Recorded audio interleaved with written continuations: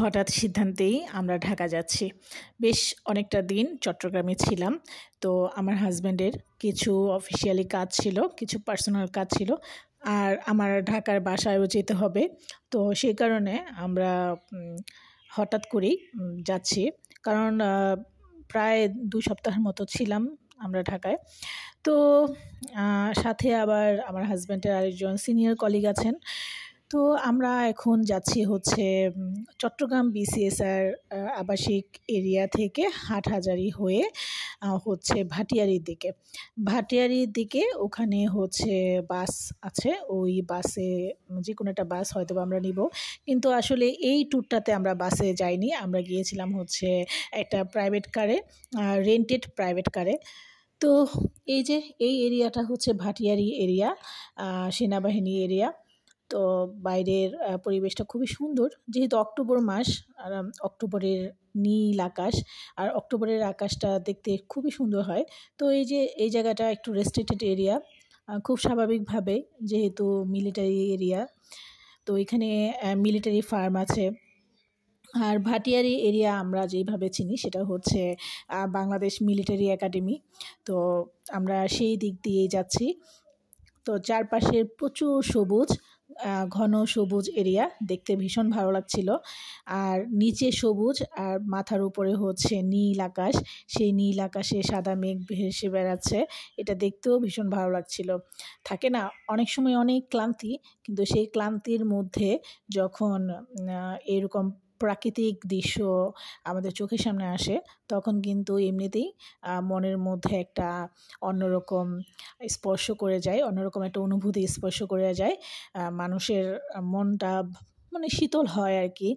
মানুষের যে শারীরিক একটা শক্তি বা শারীরিক একটা ক্লান্তি মানুষের মধ্যে আসে, তখন এই যে চোখের যে একটা সৌন্দর্য, আইসুদিং একটা এনভায়রনমেন্ট, মনটাকে শীতল করে। এই ধরনের এনভায়রনমেন্ট কিন্তু শরীরের যে ক্লান্তি সেটা ভুলিয়ে দেয়। অনেকেই মনে করে যে জার্নি যারা করে বা এই যে আমাদের মতো যারা একটু দৌড়াদৌড়ির মধ্যে থাকে, তারা যখন ফেসবুকে ছবি আপলোড করে বা ভিডিও আপলোড করে, মানুষ কিন্তু আসলে তার নিজের ক্লান্তি ভুলতেই কিন্তু কোনো কিছু শেয়ার করে, সেটা হোক ছবি কিংবা ভিডিও। তখন দেখা যায় যে সোশ্যাল মিডিয়ায় অনেকেই মনে করে আরে খুবই আরামে আছে, খুবই সুখে আছে। বিষয়টা কিন্তু ওইরকম না। একটা জার্নি করাও কিন্তু ভীষণ কষ্টদায়ক, ভীষণ কঠিন কাজ। যারা ভ্রমণ করে তারাই জানে কী পরিমাণ স্ট্রেস যায়। তাই ভ্রমণ করাটাও কিন্তু অনেক বড় একটা যোগ্যতা। যে যোগ্যতা মানুষকে বিভিন্নভাবে দিতে হয়। যেমন শারীরিক যোগ্যতা প্রমাণ করতে হয়, মানসিক যোগ্যতা প্রমাণ করতে হয়। তারপর হচ্ছে পরিস্থিতির সাথে মানিয়ে নেওয়ার যে একটা যোগ্যতা, সেটাও কিন্তু প্রমাণ করতে হয়। তো আমরা নরমালি কোথাও ঘোরাঘুরি করলে বা কোথাও গেলে আমরা বিভিন্ন সময় ফেসবুকে ছবি দেই বা অনলাইনে বিভিন্ন প্ল্যাটফর্মে ছবি দেই। সেটা হতে পারে ইনস্টাগ্রাম, ইউটিউব, ফেসবুক। তারপর হচ্ছে ইউটিউবে তো এখন নরমালি সবাই ভিডিও আপলোড করে। তো দেখা যায় যে আমাদের চারপাশে যে মানুষজনরা থাকে, যারা আসলে ওইরকম ক্রিয়েটিভিটি বোঝে না বা ক্রিয়েটিভ না, তারা হয়তো মনে করে যে মানুষটা বুঝি অনেক হ্যাপি আছে, অনেক চিল মুডে আছে। কিন্তু বাস্তবতা হলো একদমই ভিন্ন। কারণ হচ্ছে ট্রাভেল করতে হলে প্রত্যেকটা মানুষকেই একটা প্রিপারেশন নিতে হয়। সেটা হচ্ছে শারীরিক, মানসিক এবং অর্থনৈতিক। তারপর হচ্ছে মানিয়ে নেওয়ার একটা যোগ্যতা। সবকিছু মিলিয়ে একটা মানুষকে সবসময় প্রিপেয়ার থাকতে হয়। তারপর হচ্ছে যখন আপনি একটা জায়গা থেকে আরেকটা জায়গায় শিফট করবেন, সেই জায়গাগুলোর সাথেও অনেক গোছগাছের ব্যাপার থাকে। তো নিজের কোন পোশাক পরবেন, কোন পোশাক নিবেন, কোন পোশাক থাকবে, কোন পোশাক আপনি নিয়ে যাবেন, অনেক রকমের ঝামেলা থাকে। তো নরমালি আমরা যারা সাধারণ মানুষ, অনেকেই আসে অনলাইনে ঢুকেই তারপর শুরু হয় যে অমুকে ভালো আছে, তমুকে ভালো আছে। আসলে ভালো থাকাটা খুবই আপেক্ষিক। আপনি নিজেও ভালো আছেন। তো যাই হোক, অনেক রকমের আমাদের সোশ্যাল ইস্যু নিয়ে কথা বললাম। তো এখন আমরা যে ভাটিয়ারি দিয়ে যাচ্ছি, ভাটিয়ারিটা হচ্ছে বাংলাদেশের একটা খুবই ফেমাস একটা জায়গা। যদিও অনেকে জানে, অনেকে জানে না। তারপরেও বলছি, এটা হচ্ছে বাংলাদেশ মিলিটারি একাডেমি, এখানে অবস্থিত। বাংলাদেশ মিলিটারি একাডেমি হচ্ছে যেখানে সেনাবাহিনীর সদস্যদেরকে ট্রেনিং দেওয়া হয়, ক্যাডেটদেরকে ট্রেনিং দেওয়া হয়। সেখান থেকে একজন সাধারণ ছেলে, সাধারণ ক্যাডেট সেনাবাহিনীর চৌকস অফিসার হয়ে বের হয়ে আসে। তো এদেরও অনেক রকমের নিয়মকানুন আছে, অনেক রকমের ডিসিপ্লিন জীবনযাপন। তো সেই প্রসঙ্গে নাই বা গেলাম। তো ওদেরকে নিয়ে জানার ইচ্ছা থাকলে গুগল, ইউটিউবে অনেক অনেক ইনফরমেশন আছে। তো আমরা যেহেতু ভাটিয়ারি অঞ্চল দিয়ে যাচ্ছিলাম, তো ভাটিয়ারি নিয়ে কথা বলি। তো এই যে এই জায়গাটা হচ্ছে সানসেট পয়েন্ট, এখানে আমরা প্রায় ঘুরতে যাই। সানসেট পয়েন্টটা হচ্ছে সেনা বাহিনীর অধীনে পরিচালিত একটা ক্যাফে বা পার্ক বলা যায়। এখানে অনেক মানুষ আসা যাওয়া করে, আর এখান থেকে সূর্যাস্ত দেখা যায়। তো এখানে একটা ছোট টিলাও আছে। আর এই জায়গাটা হচ্ছে বাংলাদেশ মিলিটারি একাডেমি বা বিএমএ। তো এই ভাটিয়ারি মিলিটারি একাডেমি হিসেবে সবার কাছে পরিচিত। তো এটা সম্পর্কে ডিটেল আমি অত বেশি জানি না, তাই আমার বলার মতো মানে বলতেও পারছি না যেটা সত্যি। আর এটা হচ্ছে চিটাগাং হিল ট্র্যাক্টের কাছাকাছি, সীতাকুণ্ডর অনেকটা জায়গা জুড়ে। মোট কথা যে পাহাড়ি অঞ্চলের অনেক জায়গা জুড়েই হচ্ছে চিটাগাং ক্যান্টনমেন্ট। চিটাগাং ক্যান্টনমেন্টটা কিন্তু অনেক বড়, সত্যিকার অর্থে বিশাল বড় জায়গা জুড়ে হচ্ছে চট্টগ্রাম ক্যান্টনমেন্ট। তো আমরা মোটামুটি ভাটিয়ারি ছেড়ে আমাদের যে বাস স্ট্যান্ড সেখানে কাছাকাছি চলে এসেছি অলরেডি। তো বাস স্ট্যান্ডে এসে যেটা হলো সেটা হচ্ছে যে আমরা গাড়ি পাচ্ছিলাম না। যে গাড়িতে যাব সেটাই হচ্ছে লাঞ্চ আওয়ারের পরে, মানে 2:30-3টার পর থেকে হচ্ছে বাস ছাড়বে। তো বাস ছাড়ার জন্য তো আর আমরা এতক্ষণ পর্যন্ত অপেক্ষা করতে পারি না। তো সেই সময় হচ্ছে এই যে রেন্টেড এই প্রাইভেট কারটা, ওনারা হচ্ছে ঢাকা থেকে কোনো একটা যাত্রীকে নিয়ে ওনারা চট্টগ্রাম গিয়েছিল। তো ওনারা বলছিল যে ওনারা আবার ওখানে একটা দালালও আছে, মানে এরকম অবস্থা। তো আমি আবার আমার হাজব্যান্ডকে না করছিলাম, কারণ চারিদিকে এত বেশি মানে প্রতারণা বা এত বেশি অপরাধপ্রবণ লোকজন, আর দূরের যাত্রায় রাস্তাঘাটে প্রতারক লোকজন থাকবে, এটাই স্বাভাবিক। আর যখন দেখছিলাম যে এই যে রেন্টেড কার আমরা নেওয়ার জন্য ভদ্রলোকের সাথে যখন টাকা নিয়ে বা এই যে ভাড়া নিয়ে আলোচনা হচ্ছিল, তখন ওনাদের যে সাথে আরেকটা লোক বলছিল যে ওনাকে যে ভাড়া দেবে সেই ভাড়ার একটা অংশ ওই ভদ্রলোককে দিতে হবে। মানে কি অদ্ভুত একটা ব্যাপার। তো আমার একটু মনের মধ্যে খটকা লাগছিল। তারপর চেষ্টা করছিলাম যে বিষয়টাকে পজিটিভলি দেখতে। তারপর যখন আমরা কোনো গাড়িই পাচ্ছিলাম না, মানে কোনো বাসই পাচ্ছিলাম না, লাঞ্চ আওয়ার সেই 2:30-3টার পরে, তো ওনারাও আবার রিকোয়েস্ট করছিল যে বিশ্বাস করুন আমাদেরকে, মানে উনি আমাদেরকে মোটিভেট করছিল। তারপরে হচ্ছে প্রায় 2,500 টাকার মতো হবে আমাদের ভাড়া। 2,500 টাকায় আমরা এই রেন্টেড কারে চলে আসি। আমরা আমাদের কোয়ার্টার থেকে ভাটিয়ারি পর্যন্ত অফিসিয়াল গাড়িতেই এসেছিলাম। তারপর সেখানে বেশ কিছুটা সময় অপেক্ষা করি বাসের জন্য, যেহেতু বাস দুপুরের পর হচ্ছে ছাড়বে, সেই কারণে আমাদের একটু অপেক্ষা করতে হয়েছে, নতুন গাড়ি খুঁজতে হয়েছে। তো সেই সময় যেহেতু আমরা এই রেন্টেড কারটা পেয়ে যাই, আর এই কারটাতেই আমরা মানে ডিসিশন নিই যে সময় অপচয় না করে আমরা ঢাকায় ফিরে যাই। তো লোকগুলো দেখলাম যে মোটামুটি আসলে বিশ্বাস করা আর না করার মধ্য দিয়েই কিন্তু আমরা গাড়িতে উঠেছি, বলা যায় যে অনেকটা ঝুঁকিপূর্ণ। তো তারপরে গাড়ির নাম্বারটা আমি একটু ছবি তুলে রাখলাম, কারণ আজকাল দেশের যে পরিস্থিতি, সৎ মানুষ পাওয়া ভীষণ কঠিন। সত্যিকার অর্থেই রাস্তাঘাটে চলার ক্ষেত্রে অনেক সচেতন থাকাটা খুবই খুবই জরুরি। তো যাই হোক, আমরা গাড়িতে উঠলাম, আর ড্রাইভারকে আমাদের মোটামুটি সৎই মনে হয়েছে। আর এই গাড়িটা রেন্টেড করার জন্য আবার দালালও ছিল, সে দালালকে আবার 300 টাকা দিতে হয়েছে। কি একটা অবস্থা! যেহেতু বাস স্ট্যান্ড, আর এই বাস স্ট্যান্ডে উনি এসেছিল হচ্ছে চট্টগ্রামে একটা পরিবার এসেছিল ঢাকা এয়ারপোর্টে, মানে বিদেশ থেকে কোনো লোক এসেছে, তা সেই রকম একটা পরিবারকে নিয়ে উনি এসেছিল। তো যাই হোক, দালালকে টাকা দেওয়ার পরে আমরা ওনার গাড়িতে উঠলাম এবং আমরা এখন ঢাকায় যাচ্ছি। আর এই রুটটা হচ্ছে আমরা যে রুটে যাব আর কি, সেটা হচ্ছে ভাটিয়ারি থেকে হচ্ছে সীতাকুণ্ডের পর মিরেশ্বরার পর হচ্ছে ফেনীর পর কুমিল্লা, লাকসাম, তারপরে হচ্ছে দাউদকান্দি, এরকম। তারপর হচ্ছে মুন্সিগঞ্জের গজারিয়া, তারপর তো এই কাঁচপুর, সোনারগাঁও, কাঁচপুর, তারপর হচ্ছে যাত্রাবাড়ি। আমাদের যাত্রা শুরু হয় হচ্ছে দুপুর 12টার দিকে। তো আমরা খুব দ্রুতই হচ্ছে বীরেশ্বরাই সীতাকুণ্ড ক্রস করে ফেলি। ভদ্রলোক, রাস্তা যেহেতু ফাঁকা ছিল, উনি খুব ভালোভাবেই ড্রাইভ করছিল। আর তারপর হচ্ছে আমরা ফেনী থেকে কুমিল্লার দিকে খুব একটা বেশি সময় লাগেনি আমাদের কুমিল্লা ক্রস মানে ফেনী ক্রস করে কুমিল্লাতে পৌঁছাতে। তবে কুমিল্লা শহরটা কিন্তু মানে কুমিল্লা যে জায়গাটা, জেলা বলি বিভাগ বলি যেটাই বলি, বিভাগ তো কুমিল্লা বিভাগ, ইয়েস, কুমিল্লা বিভাগ এটা কিন্তু অনেক বড়।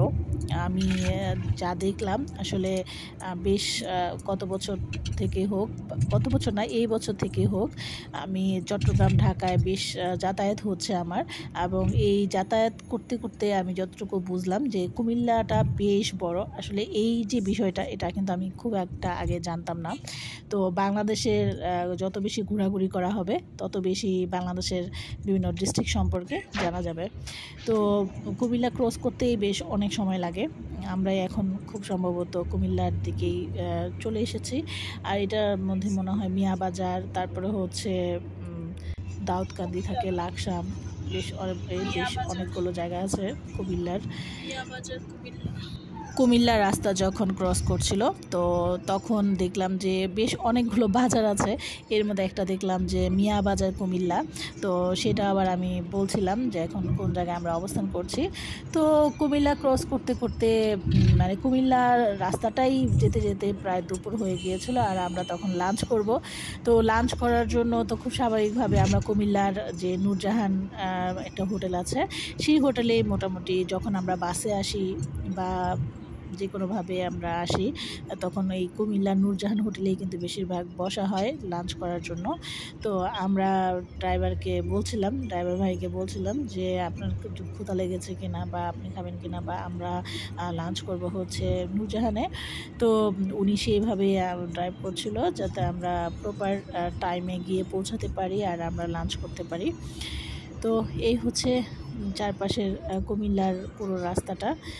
তো আমি খুবই এনজয় করছিলাম এই কারণে যে অক্টোবরের আকাশ, বাইরে এত ধবধবে আকাশ, সুন্দর পরিবেশ, সবুজ গাছপালা, আর তেমন একটা আমাদের ঝুঁকি ঝামেলা পোহাতেও হয়নি, আর ওইরকম আমরা জ্যামও পাইনি।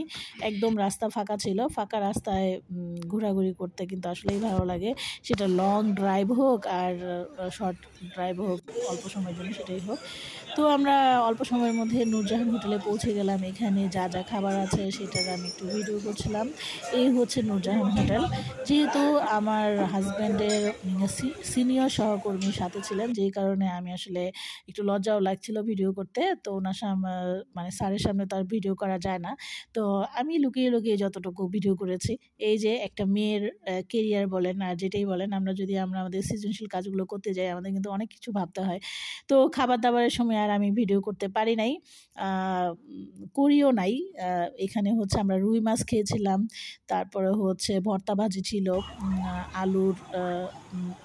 আলু দিয়ে হচ্ছে শিমের বিচি এরকম ভর্তা ছিল, আলু দিয়ে সিম, তারপরে হচ্ছে লাউয়ের খোসা ভর্তা, আলু ভর্তা, বেগুন ভর্তা, টাকি মাছের ভর্তা, মানে বিভিন্ন রকমের ভর্তা ছিল। তো এই সময়টাতে আমরা বেশ মোটামুটি একটু রিল্যাক্সে ছিলাম। আমি আবার আইসক্রিম খেলাম, চা খেলাম। চা হচ্ছে 20 টাকা করে। তো নূরজাহান হোটেলে যে মালাই চায়টা আমার কাছে একটু ভালো লাগে না। কেন যে মানুষ মালাই চা খায় এটাই আমি বুঝি না। তো মালাই চা না খেয়ে আমি আসলে রং চা খেয়েছি, আর টাইসক্রিমও খেয়েছি। কিন্তু আসলে ওইভাবে যে ভিডিও করার মতো ভিডিও করতে পারি না। এই যে বললাম না যে আমরা আমাদের যারা বিশেষ করে স্পেশালি যারা মেয়ে, তারা কিন্তু আসলে সব ধরনের কেরিয়ার বা যে সব ধরনের কাজ কিন্তু স্মুথলি করতে পারে না। আমাদের আসলে অনেক অনেক বাধা জীবনে চলার পথে। ইচ্ছা করলেই সবার সাথে সবার সামনে সব কিছু করা যায় না। আমাদের অনেক কিছু মেনটেন করে চলতে হয়। তো আমিও আমার যে জীবনযাপন সেই জীবনযাপনের মধ্যেই চেষ্টা করছি আমার সৃজনশীল কাজগুলো করতে। আর আমার হচ্ছে কন্টেন্ট এই যে ডেইলি লাইফের বিষয়গুলো শেয়ার করতে অনেক ভালো লাগে। আমি জানি না অনেকের ভালো লাগে না, অনেকে আছে না যে কোনো কিছু ঘটলো শেয়ার করে না, কিন্তু আমার আসলে শেয়ার করতে ভালো লাগে। তো বাইরের এই যে পরিবেশগুলো দেখতে আমার ভীষণ ভালো লাগছিল। আর আমাদের যাত্রাটা ছিল হচ্ছে প্রায় 6 ঘন্টার যাত্রা। যেহেতু দুপুর 12টার দিকে আমরা রওনা করলে আমরা করার পর আমরা পৌঁছেছিলাম প্রায় 6:30 7টার দিকে, মানে 6টার দিকে আমরা ঢাকায় পৌঁছে গিয়েছিলাম। তো ইন টোটাল আমাদের সময় লেগেছে 6 ঘন্টা। তো কুমিল্লায় খাওয়া দাওয়ার পর বেশ ভরপেটেই ছিলাম। চাটা খেয়ে আমরা গাড়িতে উঠি। আমি একটু ঘুমানোর চেষ্টা করছিলাম, ঘুম আসছিল না, কিন্তু আমার হাজব্যান্ড আবার বেশ ঘুম দিয়েছিল, কারণ লং যাত্রা কি আর করার, গাড়ি চলছে। আমি বাইরের পরিবেশ দেখছিলাম। তো কুমিল্লা নোয়াখালীর ডিভিশন করা নিয়ে বা কুমিল্লা আর নোয়াখালী নিয়ে বেশ কিছু হচ্ছে। তো কুমিল্লা যতবার আসে ততবার, মানে কুমিল্লা দিয়ে যায় যখন, তখনই আমার এইসব কথা মনে পড়ে, যে মানুষজনের কথা। তো এরপরে কুমিল্লা ক্রস করতে করতে আমরা একটা জায়গায় পৌঁছালাম, হাইওয়ে রোড। এটা খুব সম্ভবত গজারিয়ার দিকে হবে, গজারিয়া পৌঁছানোর কাছাকাছি। তো এখানে একটা রাস্তায় আমরা নামলাম এখানে চা খাওয়ার জন্য। তো এই চাটা খুবই বাজে একটা চা ছিল, কি আর বলবো। রাস্তাঘাটের চা কিছু করার নাই, পানিটা তো একদমই সিদ্ধ হয় নাই, মানে পানিটা একদমই ফুটে নাই, সিদ্ধ না গেলে পানিটা একদমই ফুটে নাই। কিন্তু এর মধ্যে এটা দুধ চা, চিনি ছাড়া। তো এর মধ্যে আমি চাটা নিয়ে একটু ভিডিও টিডিও করছিলাম, আর আমার হাজব্যান্ড ওনার কলিগের সাথে গল্পগুজব করছিল। তো আমরা পৌঁছানোর জন্য একটু রিল্যাক্স হয়েই পৌঁছানোর চেষ্টা করছিলাম, কারণ জায়গায় জায়গায় একটু থেমে নিলে জিনিসটা বোরিং লাগে না, একটু ব্রেকেরও দরকার আছে। তারপরে ভদ্রলোক ও চা খেলো আমাদের সাথে, মানে আমাদের যে ড্রাইভার ভাইয়া উনিও আমাদের সাথে চা খেলো। চাটা খাওয়ার পরে আমরা আবার কুমিল্লা জেলার অপার প্রাকৃতিক সৌন্দর্য দেখতে দেখতে আমরা কখন যে গোমতী নদীর যে সেতু সেখানে পৌঁছে গিয়েছে আমরা নিজেরাও জানি না। তো এর মধ্যে আমরা খুব গল্পগুজব করছিলাম, আর এই জায়গাটায় একটুখানি জ্যাম ছিল অল্প সময়ের জন্য। তো আমরা গোমতী নদীর ব্রিজ বা সেতু ক্রস করছি, এই সময় আমরা একটু হাসাহাসিও করছিলাম কোনো একটা বিষয় নিয়ে। তো গোমতী নদীটা ভারতের উত্তরপ্রদেশ এবং বাংলাদেশের কুমিল্লার মধ্য দিয়ে প্রবাহিত একটা নদী। এই নদীটাকে আবার আন্তঃসীমান্ত নদী হিসেবেও অনেকে বলে থাকে, পরিচিত আর কি, সবার মধ্যে আন্তঃসীমান্ত নদী হিসেবে পরিচিত। তো এটি গঙ্গার একটা উপনদী, যা ভারতের পিলিভিট জেলার ফুলহার ঝিল থেকে উৎপন্ন হয়েছে। এই নদীটি উত্তরপ্রদেশের লখনৌ ও জৌনপুরের মতো গুরুত্বপূর্ণ শহরগুলোর পাশ দিয়েও প্রবাহিত হয়েছে। তো গোমতী নদী খুবই ফেমাস একটা নদী। এই গোমতী নদী নিয়ে অনেক অনেক কন্টেন্টও আছে, অনেক অনেক সাহিত্যও আছে। গোমতী নদী নিয়ে অনেক কিছু আছে। যারা সৃজনশীল মানুষ তারাই এই নদীকে কেন্দ্র করে, যেহেতু বাংলাদেশ একটা নদীমাতৃক দেশ, অনেক অনেক নদী আছে, নদীকে কেন্দ্র করে আমাদের অনেক অনেক সৃজনশীল কাজকর্ম আছে। তো এরপরে আমরা যাচ্ছি সোনারগাঁও কাঁচপুর, এই জায়গাটা দিয়ে আমরা এগিয়ে যাচ্ছি, আমরা ঢাকার দিকে যাচ্ছি। তো এই সময়টাতে মানে চট্টগ্রাম থেকে ঢাকায় পৌঁছানোর সময় গোমতী নদী কুমিল্লায়, আর নারায়ণগঞ্জের যে কাঁচপুর ব্রিজ, এরকম দূরের যাত্রায় একদম রোড থাকলে কেমন যেন বোরিং লাগে।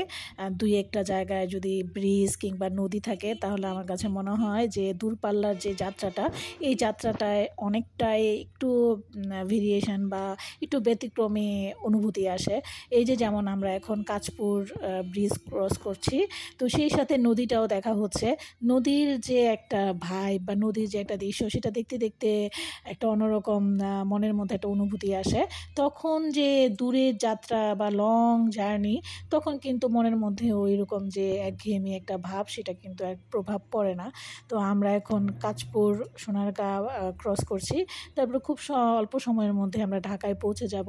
তো যেটা বলছিলাম যে নারায়ণগঞ্জ, মুন্সিগঞ্জ, তারপরে ঢাকা, এই যে কয়েকটা জেলা, এগুলো কিন্তু খুবই বিচিত্র, কারণ হচ্ছে এখন এই যে নারায়ণগঞ্জের যে রাস্তাটা, এই যে কাঁচপুর আর সোনারগাঁ রাস্তাটা, এই রাস্তাটা দিয়ে কিন্তু আমি আবার মুন্সিগঞ্জ যাওয়া আসা করি।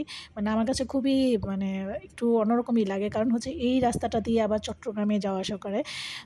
চট্টগ্রাম চিটাগাং হাইওয়ে রোড বলে সবাই। তো আমরা নর্মালি ছোটোবেলা থেকে হচ্ছে মুন্সিগঞ্জ থেকে ঢাকায় আসতাম হচ্ছে ফতুল্লা দিয়ে, তারপরে পাগলা, ফতুল্লা, নারায়ণগঞ্জের চর সৈয়দপুর, এইসব জায়গা দিয়ে। কিন্তু ইদানিং দিয়ে আমরা যাচ্ছি হচ্ছে এরকম চিটাগাং হাইওয়ে রোড দিয়ে। সেটা এরকম যে আমরা যাত্রাবাড়ি যাই, যাত্রাবাড়ি থেকে হচ্ছে মাতুয়াইল মানে পুরান ঢাকা, ওখান থেকে তারপরে এই যে সোনারগাঁ, কাঁচপুর, তারপরে বন্দর, এরপরে হচ্ছে চর সৈয়দপুর, পরে হচ্ছে মুন্সিগঞ্জ। আমি মনে করি ঢাকা থেকে বিভিন্ন জায়গায় যাওয়ার জন্য চট্টগ্রাম হাইওয়ে রোডটা ভীষণভাবে ভূমিকা রাখে। কারণ হচ্ছে এই যে আমি চট্টগ্রাম থেকে ঢাকায় আসি, প্রায় কিন্তু এই যে এই রোডেই আসা হয় আমাদের। এই যে গজারিয়া, তারপর হচ্ছে কাঁচপুর, এই জায়গাটা দিয়ে আমাদেরকে আসতে হয়। আবার আমি যখন মুন্সিগঞ্জ যাই, মুন্সিগঞ্জ কিন্তু সরাসরি যেমন যাত্রাবাড়ি হয়ে তারপর হচ্ছে পোস্তগোলা, তারপরে হচ্ছে ফতুল্লা, এই জায়গা দিয়ে আগে যেতাম, মানে ছোটোবেলায় যেতাম, বা আমি বড় হয়েও অনেকবার গিয়েছি। কিন্তু ইদানিং দিয়ে যদি গাড়ি মানে দিয়ে যাওয়া হয়, দেখা যায় যে চিটাগাং হাইওয়ে রোড দিয়ে যাওয়া হয়। কারণ চিটাগাং হাইওয়ে রোড দিয়ে গেলে জ্যাম কম পড়ে, আর হচ্ছে লোকজন এখন কমফোর্টেবল ফিল করে, খুব নর্মালি ড্রাইভাররা বেশিরভাগ সময় কমফোর্টেবল ফিল করে চিটাগাং হাইওয়ে রোড। তো যাই হোক, এই রাস্তাটা আরও বেশি নিরাপদ হয়ে উঠুক, এই রাস্তাটা আরও বেশি মানুষের জন্য আরও কমফোর্টেবল হোক, সেটাই প্রত্যাশা। কারণ হচ্ছে জায়গাগুলো নীরব, এবং আমি বন্দর, বিশেষ করে বন্দর, তারপর কাঁচপুর, নারায়ণগঞ্জ, এই জায়গাগুলো একটুখানি আমার কাছে অনিরাপদ মনে হয়। তো এই জায়গাগুলো একটু নিরাপদ হোক, সেটাই প্রত্যাশা।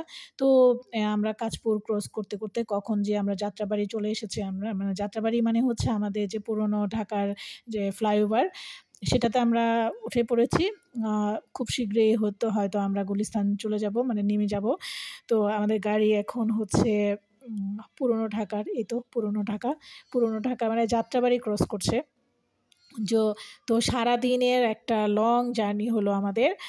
সেই সকাল 11:30-12টা থেকে আমাদের যাত্রা শুরু হয়েছে। তো আমরা যেদিন পৌঁছেছিলাম সেদিন শাহবাগে একটা বড় রাজনৈতিক কোনো প্রোগ্রাম থাকার কথা ছিল। তো সেই কারণে ভদ্রলোক ঢাকা বিশ্ববিদ্যালয়ের ভিতর দিয়েই নিলেন আমাদেরকে। কারণ যদি শাহবাগ দিয়ে যাওয়া হয় বা টিএসসি দিয়ে যাওয়া হয়, তাহলে হয়তোবা আমাদের যেতে একটু প্রবলেম হতে পারে। তো সেই জন্য উনি ইঞ্জিনিয়ারিং ইনস্টিটিউটের এদিক দিয়েই গাড়িটাকে ড্রাইভ করে নিলেন। তো এদিক দিয়ে অনেক দিন মানে ঢাকা বিশ্ববিদ্যালয়ে পড়াকালীন সময় এই দিকে আমার অনেক আশা হতো। তো পাশ করে যাওয়ার পর আর এইদিকে তেমন একটা আশা হয়নি। তো এই যাত্রাটার কারণে এই যে ইঞ্জিনিয়ারিং ইনস্টিটিউট, ফুলার রোড, এই জায়গাটা দেখা হলো। কেমন করে যেন জীবন থেকে সময় চলে যাচ্ছে। জীবনের অনেক অনেক সুন্দর সুন্দর স্মৃতিময় জায়গাগুলো আর ফের পুনরায় যাওয়া হয় না। তো পরিস্থিতির কারণেই হোক বা সময় বা যে কোনো কারণেই হোক, আবার পুনরায় সেই রাস্তাটায় গেলে কেমন যেন স্মৃতিকাতর মন ফিরে যায় সেই বিশ্ববিদ্যালয়ের জীবনে। তো এখন আমরা ঢাকা বিশ্ববিদ্যালয় ক্রস করছি। খুব শীঘ্রই আমরা এখন বাসায় পৌঁছে যাব। আর ভদ্রলোক আমাদের খুব ভালোভাবে নিয়ে এসেছে। আসলে কি চলার পথে নেগেটিভ অভিজ্ঞতা পেতে পেতে আমাদের অবস্থা এমনই হয়েছে, মানুষের প্রতি যে একটা আস্থা, ভালোবাসা, বিশ্বাস, এই জিনিসটা একদম হারিয়ে গিয়েছে।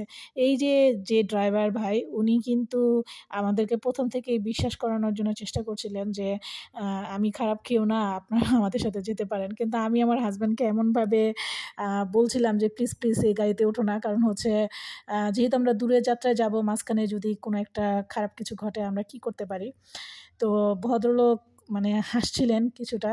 আসলে হাসাটাও স্বাভাবিক, কারণ হচ্ছে যখন বিশ্বাস মানুষের জীবন থেকে চলে যায় তখন আর কি করার আছে।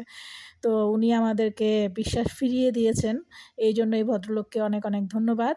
তো এর মধ্যে আমরা বাসায় পৌঁছে গেলাম। এই তো আমাদের কোয়ার্টার এরিয়াতে আমরা ঢুকে গেলাম। তো আমাদের সারাদিনের প্রায় 6 ঘন্টা লেগেছে। আমরা নর্মালি বাস কিংবা ট্রেনে ঠিক 6 ঘন্টাতেই আসা যাওয়া করি। তো আমরা বিকাল হচ্ছে 6টা, 6:30টার মধ্যে, মানে 7টার মধ্যেই আমরা বাসায় পৌঁছে গিয়েছি। ও না, 5:30 ছিল গাড়িতে তখন। তো 11:30 থেকে 5:30, ঠিকই তো আছে, 6 ঘন্টা। তো এই ছিল আমার আজকের জার্নি ব্লগ। সবাই অনেক ভালো থাকবেন। Thanks for watching.